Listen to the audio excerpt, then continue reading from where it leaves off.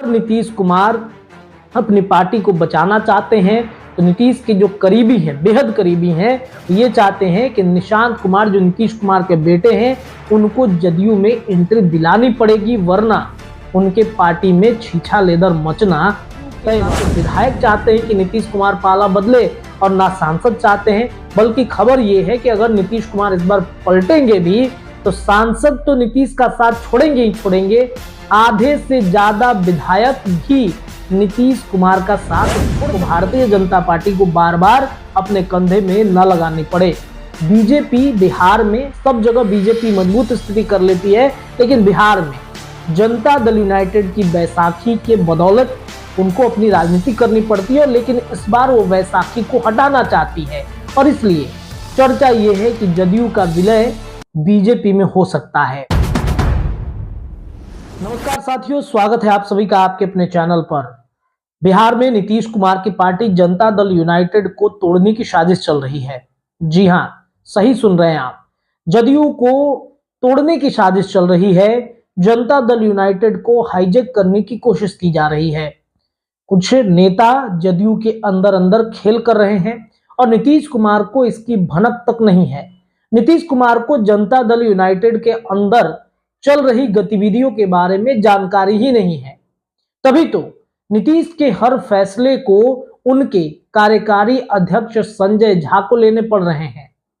आपको बता दें कि अरविंद केजरीवाल का एक पत्र, जिस पत्र का जवाब नीतीश कुमार के बदले संजय झा देते हैं, वो पत्र लिखा गया था अमित शाह के द्वारा, जो सभा के अंदर, लोकसभा के अंदर बाबा साहब भीमराव अंबेडकर को लेकर जो टिप्पणी की गई थी, उस पर नीतीश कुमार को पत्र अरविंद केजरीवाल ने लिखा था और उस पत्र का जवाब संजय झा के द्वारा दिया गया। ये पहली बार नहीं है जब नीतीश कुमार की पार्टी जनता दल यूनाइटेड को हाईजैक करने की कोशिश की जा रही है। इसके पीछे कौन लगा है? क्या अमित शाह का हाथ है? इसके पीछे क्या ललन सिंह लगे हुए हैं? इसके पीछे क्या संजय झा को एक बड़ी जिम्मेदारी दी गई है जनता दल यूनाइटेड को तोड़ने की? देखिए, ये तमाम जो राजनीतिक पैटर्न है, उस पैटर्न के आधार पर हम आपको खबर बता रहे हैं। कल की घटना याद कीजिए, कल मणिपुर में क्या हुआ। मणिपुर के पहले ही जो वहां पर दो समुदाय है, कुकी और मैतेई, इसको लेकर के विवाद में रहा है। ठीक एक साल बाद वहां की राजनीति हलचलें अचानक से बढ़ गई। वहां पर जनता दल यूनाइटेड के एक ही एमएलए हैं और उन्होंने भी, मतलब उनकी पार्टी की तरफ से, जदयू की तरफ से राज्यपाल को एक पत्र लिखा गया और कहा कि एक विधायक जो हमारे जनता दल यूनाइटेड के हैं वो अब विपक्ष में बैठेंगे, यानी कि भारतीय जनता पार्टी के खिलाफत में नजर आएंगे। बिहार में जहां जनता दल यूनाइटेड गठबंधन में है बीजेपी के साथ और जदयू के 12 सांसद इस वक्त नरेंद्र मोदी के साथ हैं, अचानक से मणिपुर में ये पैटर्न क्यों दिखा? देखिए, पिछले कई महीनों से आप ये बात भी सुन रहे होंगे, चर्चा में रहा होगा कि नीतीश कुमार किसी भी वक्त पाला बदल सकते हैं। नीतीश भारतीय जनता पार्टी के साथ अनकंफर्टेबल है और आगे भी रहेंगे। विधानसभा चुनाव में अमित शाह के तरफ से जब तक ये नहीं कहा जाएगा कि नीतीश कुमार ही एनडीए गठबंधन के मुख्यमंत्री चेहरे हैं, तब तक नीतीश कुमार की नाराजगी भारतीय जनता पार्टी से रहेगी और इसका असर भी अब देखने को मिल रहा है। भले ही नीतीश कुमार अभी शांत हैं, कई तरह की चर्चा राजनीतिक चल रही थी कि नीतीश कुमार की पार्टी जनता दल यूनाइटेड के 12 सांसद इस वक्त अमित शाह के रडार में हैं। अमित शाह ने 12 सांसदों को तोड़ लिया है, तब से नीतीश कुमार खामोश हैं, लेकिन उनके पीछे कई तरह की जो राजनीतिक गतिविधियां हैं, नीतीश कुमार मंथन कर रहे हैं। उन्होंने स्पष्ट तौर से कह भी दिया है कई मंचों से कि अब हम इधर उधर नहीं जाएंगे, रहेंगे साथ में ही। लेकिन क्या सच में नीतीश कुमार भारतीय जनता पार्टी के साथ रहना चाहते हैं? कल का प्रकरण थोड़ा सा विस्तार से हम आपको बताते हैं कि इसके पीछे की वजह क्या है। दरअसल नीतीश कुमार के पाला बदलने की चर्चा बिहार में खूब हो रही थी। बिहार में इस तरीके की राजनीति हो गई है जनता दल यूनाइटेड को कि जनता दल यूनाइटेड के हर फैसले को संजय झा ले रहे हैं। ललन सिंह की तरफ से ये हर फैसले लिवाए जा रहे हैं। बिहार में भी कुछ ऐसे नेता हैं जिनके माध्यम से जदयू की पूरी कमान वो अपने हाथ में लिए हुए हैं। नीतीश कोई भी गलती करते हैं तो उसे फटाक से Bharatiya Janata party damage control कर लेती है। इधर आपको बताएं कि मणिपुर की घटना नीतीश कुमार से जोड़कर इसलिए देखा जा रहा है कि बिहार में होने वाले विधानसभा चुनाव के दरमियान जहां एनडीए के तमाम घटक दल सीट बंटवारे को लेकर के अभी से अपना रुख अपना रहे हैं, जहां चिराग पासवान ने कह दिया कि भाई हम अपने 40 के 40 लोकसभा सीट पर कैंडिडेट उतारने की तैयारी कर रहे हैं। विधानसभा 40 लोकसभा सीट में जो विधानसभा आएंगे उन सभी जगहों पर अपना कैंडिडेट उतारेंगे, यानी कि 40 सीटें चिराग पासवान मांग रहे हैं। जीतन राम मांझी की नाराजगी की खबर हमने आपको बताई भी कि जीतन राम मांझी क्या चाह रहे हैं। जीतन राम मांझी ने जो बयान दिया है वो बयान आप सबको पता है, भारतीय जनता पार्टी को औकात दिखाने की बात कर रहे हैं। हालांकि जीतन राम मांझी ने बाद में कह दिया कि नरेंद्र मोदी के साथी हैं, साथी रहेंगे।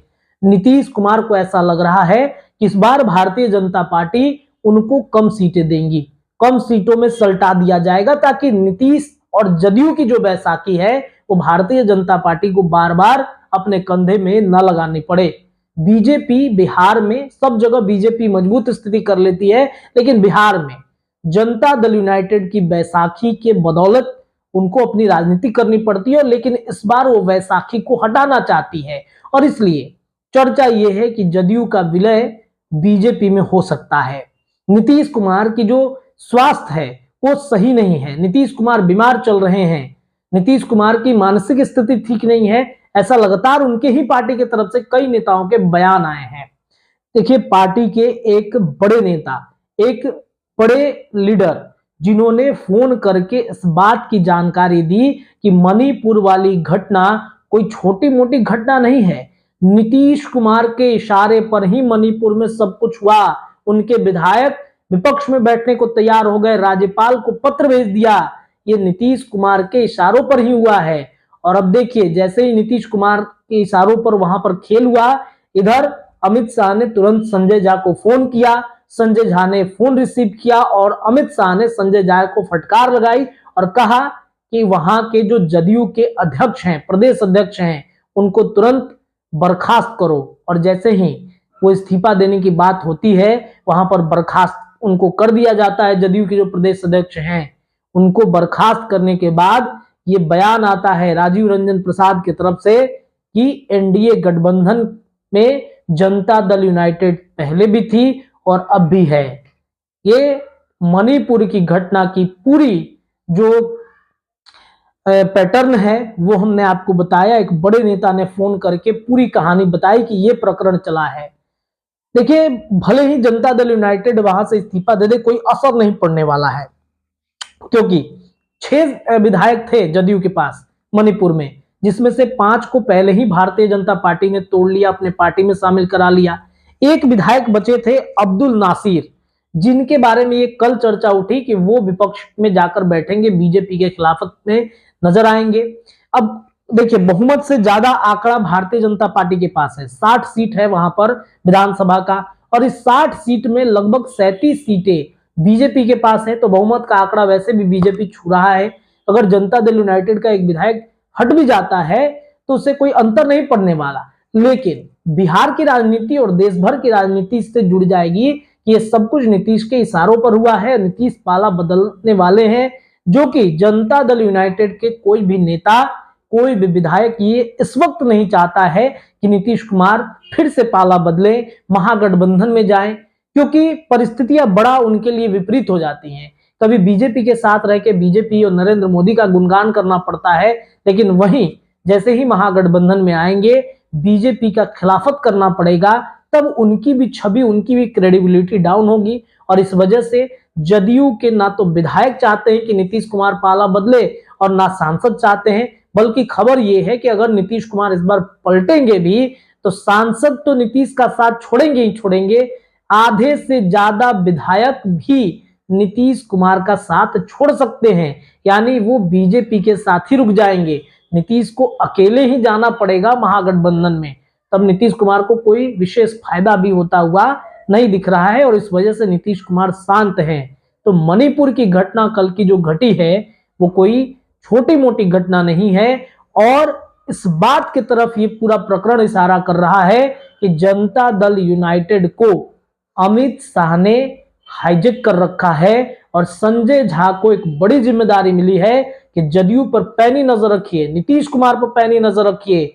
अगर इस बार नीतीश कुमार खेल करेंगे तो भारतीय जनता पार्टी को देर नहीं लगेगी नीतीश कुमार की पार्टी जदयू को तोड़ने में।